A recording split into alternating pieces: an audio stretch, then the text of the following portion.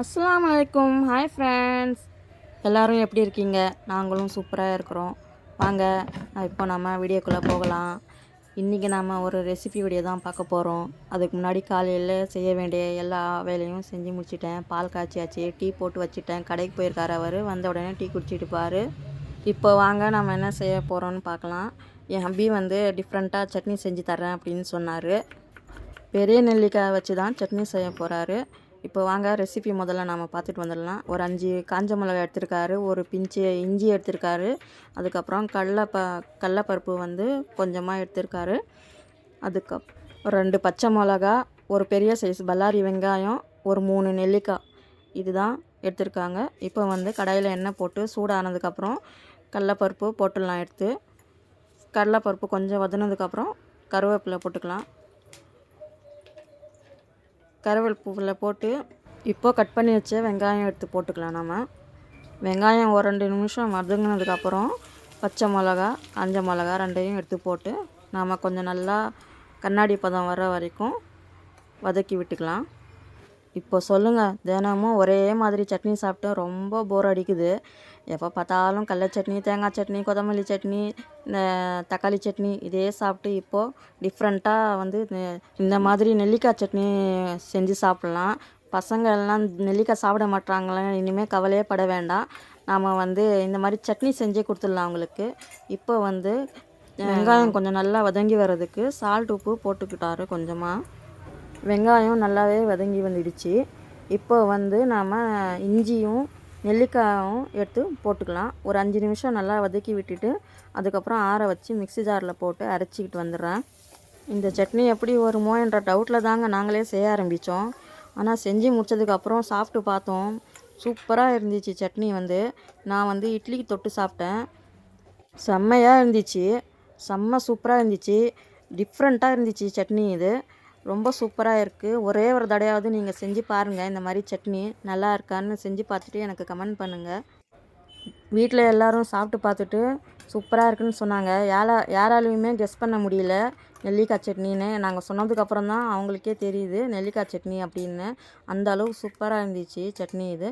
இதுக்கப்புறம் அவ்வளோதான், அந்த மிக்ஸி ஜாரை கொஞ்சமாக தண்ணி போட்டு கழுவி போட்டுட்டு தாளித்து கொட்டிட வேண்டியது தான். அவ்வளோதான், வேலை முடிஞ்சது. அதுக்கப்புறம் என்னோடய வேலை, நான் வந்து நெல்லிக்காயில் ஜூஸ் போட போகிறேன். உங்களுக்கு பார்க்கும் போதே கடல சட்னி மாதிரி தானே இருக்குது கலரு. ஆமாங்க, கொஞ்சமாக இந்த சட்னியில் காரம் தூக்கலாக இருந்தால் நல்லாயிருக்கும். நீங்கள் எந்த அளவு காரம் சாப்பிடுவீங்களோ அந்தளவு போட்டால் கூட பரவாயில்ல, போதும். இந்த தாளிக்கிற சவுண்டு எத்தனை பேருக்கு பிடிக்கும்னு சொல்லுங்கள். சூப்பராக இருக்கும். அதுவும் அந்த கருவேப்பிலை போட்டதுக்கப்புறம் அந்த வாசம் இருக்குது பாருங்கள், தாளிக்கிற வாசம் அவ்வளோ இருக்கும். அப்படி இருக்கும், செம்மையாக இருக்கும். சரி வாங்க, நான் இப்போது ஜூஸ் செய்ய போகிறேன். அதுக்கு நான் என்னென்ன போடுறேன்னு காட்டுறேன் உங்களுக்கு. 2 நெல்லிக்காய் எடுத்திருக்கேன், ஒரு பிஞ்ச் அளவு இஞ்சி எடுத்திருக்கேன், கொஞ்சமாக கருவேப்பிலை எடுத்திருக்கேன், அதுக்கப்புறம் வந்து ஒரு 1/4 அளவு வந்து பச்சை மிளகாய் எடுத்திருக்கேன். பச்சை மிளகாய் போடாமல் கூட நீங்கள் செய்யலாம், உங்கள் விருப்பம்தான். இதுக்கப்புறம் ஒரு பிஞ்ச் அளவு ஜீரகம் போட்டுக்கிறேன் நான் இதில். இந்த டேஸ்ட் எப்படி இருக்குன்னா, நம்ம கடையில் வாங்கி சாப்பிட்றோம் இல்லையா, தாளித்த மோர், அந்த டேஸ்ட்டில் இருக்கும். இதுக்கப்புறம் ஒரு 4 மிளகு போட்டுக்கிறேன். தேவையான அளவு உப்பு போட்டு அதுக்கப்புறம் மோர் சேர்த்துக்கிறேன். நான் மோர் வந்து எவ்வளோ வேணாலும் சேர்த்துக்கலாம். இப்போது நான் அரைச்சிட்டு வந்து காட்டுறேன். கொஞ்சமாக தண்ணி போடலாம், அதுக்கு மேலே போடக்கூடாது, அரைக்க முடியாது. அதுக்கப்புறம் சாரிங்க, நான் போட்டது தயிர், மோர் இல்லை. இப்போ நான் அரைச்சிட்டு வந்து காட்டுறேன். தண்ணி வந்து ஒரு சொம்பு நிறைய தண்ணி தான் போடுறேன்னா, 2 தடவை நான் வடிகட்டி எடுத்து போட்டுக்கிறேன்.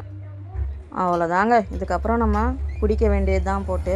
சரிங்க, நீங்கள் நெல்லிக்காய் ஜூஸ் போட்டு குடிங்க, ட்ரை பண்ணுங்கள். அதுக்கப்புறம் நெல்லிக்காய் சட்னி வந்து கண்டிப்பாக ட்ரை பண்ணி பாருங்கள், அவ்வளோ சூப்பராக இருக்கும். இப்போ வாங்க நாம் மோரை குடிப்போம். உப்பு செக் பண்ணி பார்த்துட்டு நான் மறுபடியும் போட்டுக்கிட்டேன், உப்பு பத்தலை அப்படின்னு.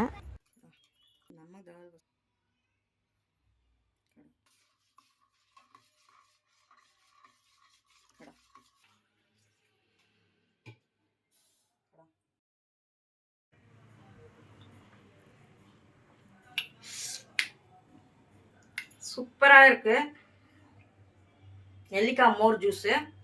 இதே மாதிரி செஞ்சு சாப்பிடுங்க, குடிங்க தினமும். இப்போ வெயில் காலம் வேறு, அதனால நமக்கு டீஹைட்ரேட் ஆகாமல் இருக்கும். அதே மாதிரி சட்னியும் செஞ்சு பாருங்கள், நல்லாயிருக்கும், சூப்பராக இருக்குது. சட்னி நான் சாப்பிட்டு பார்த்தேன். நெல்லிக்காய் ஃப்ளேவர் அப்படியே இருக்குது.